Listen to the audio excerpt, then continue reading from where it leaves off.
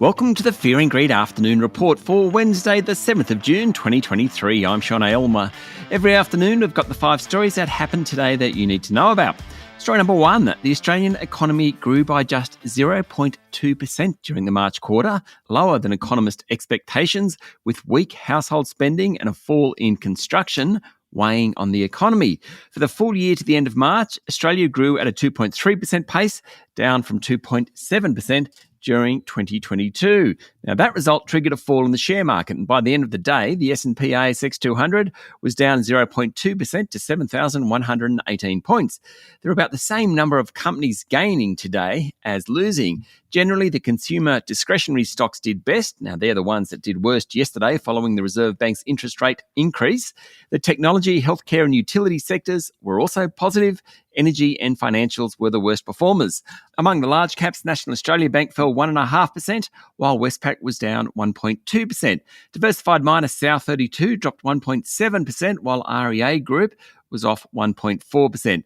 Aristocrat Leisure was the best of the large caps, up 1.7%, while WiseTech Global finished 1.2% higher.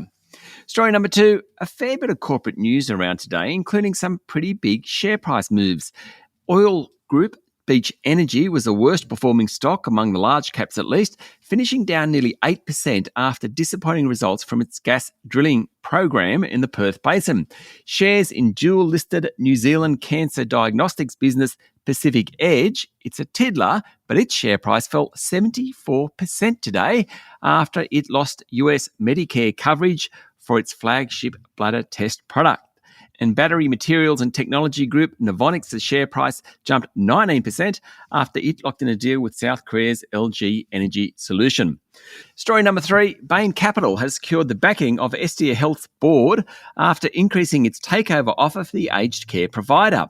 It upped the offer by about 6% to $827 million, and Estia's largest shareholder, Wilson Asset Management, said the increase was a positive outcome for investors. The offer is now $3.20 per share, and Estia's price jumped 13% today to $2.89. The board of Estia said it will allow Bain to undertake further due diligence for 30 days ahead of a binding offer. Estia is one of Australia's largest aged care operators, having more than 6,500 places in more than 70 homes across the country. Bain still has several hurdles to clear, hence the difference between the $3.20 offer and yesterday's $2.89 share price. Some of those include final approval from the Boston-based Bain's Investment Committee and regulatory approvals here in Australia, including from the Foreign Investment Review Board. Story number 4, burns treatment specialist PolyNovo said sales for its polymer film surgical products nearly doubled last month, sending its share price up 15%. PolyNovo outlined a strong revenue result and said sales in Canada, Hong Kong and India were encouraging, and it received its first order from the Middle East. PolyNovo remains a speculative stock, to say the least.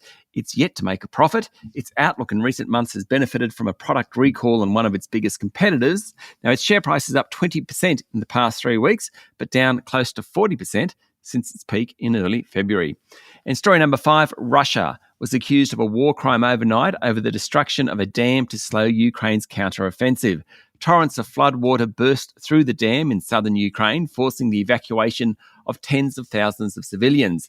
The destruction came a day after Kiev launched multiple attacks across the front line for the apparent beginning of its long-awaited counter-offensive, according to a report in the Telegraph of London.